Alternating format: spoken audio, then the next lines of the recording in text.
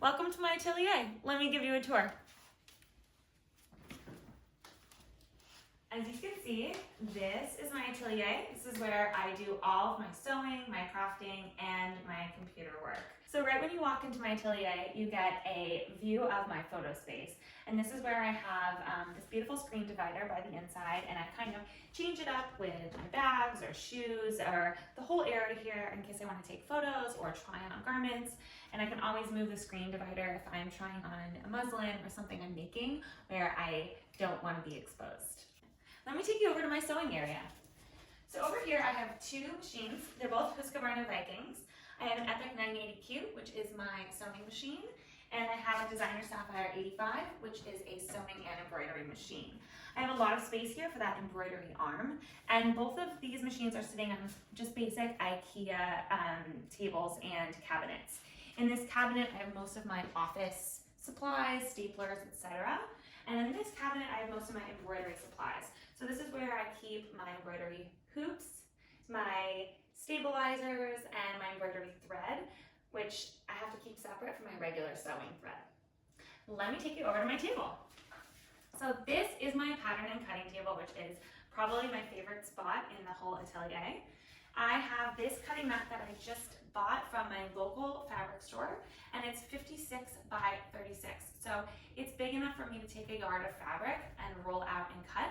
It was very hard to find a tabletop that fit those dimensions. So I actually just went to the hardware store and had a piece of thick maple plywood cut to size. And then I placed it on two old IKEA cabinets that I had. In these cabinets, you'll see I have lots of books, sewing supplies, or sewing and pattern making books for references. And then on the other side is where I keep a lot of my embroidery notions like buttons, zippers, elastic, and those are all in little tiny drawers in this cabinet. The other favorite part of this table is my DIY roll paper holder thing. There's no real name here, but I took two pieces of leather and wrapped them up and then secured them with screws into the tabletop, and then just put my roll of pattern making paper on a dowel on the end. That way I can roll it out when I easily want to start making my patterns, which makes it so easy. Let me take you around over to this side and I'll show you what's in my fun drawers. This set of drawers is one of my most favorite areas in the room because it keeps everything super organized. On the top are the areas, are the things that I use most often.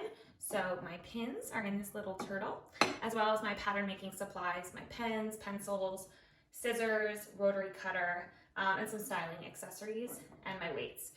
I don't keep super organized up here because I'm constantly in and out of these things, and it's unrealistic to organize by color. Then down in the drawers, I get a little bit more specific for what's inside.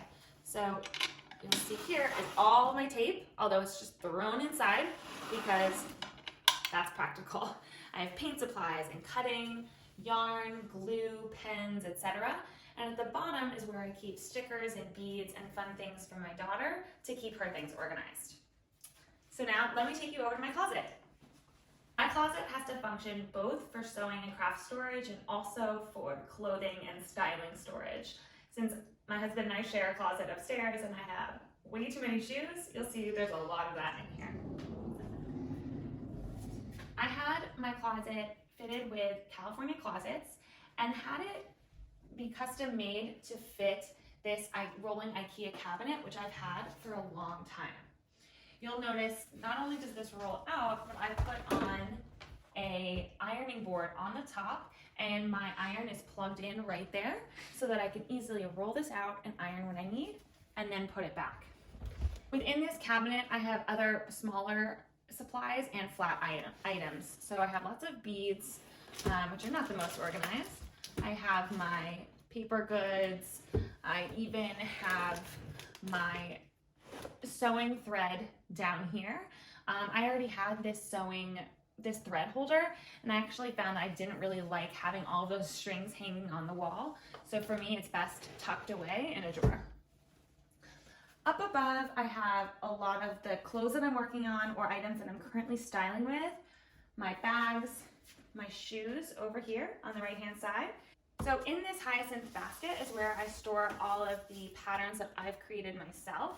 And you can see for here, I actually have a sketch of what the item was with the whole pattern in the back. And I found that this is a really nice way for me to keep my patterns organized. So I keep that right here. Let's take you to the other side of the closet.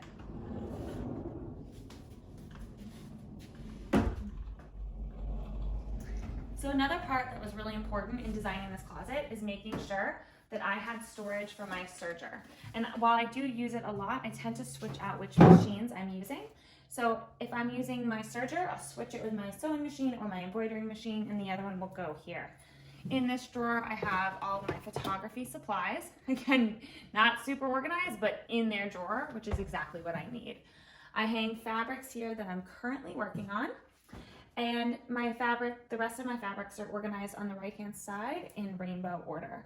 On the top, in that basket all the way to the top right, is actually my scraps. So when I need just a little bit for a project or practice, I can save them and feel like they're not overtaking and spilling over. Thanks so much for taking this atelier tour with me. I hope it helps inspire you to get your space organized and make it work for you.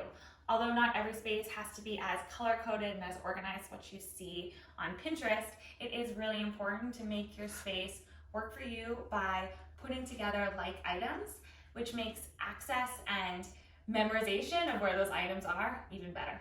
Thanks so much. See you soon.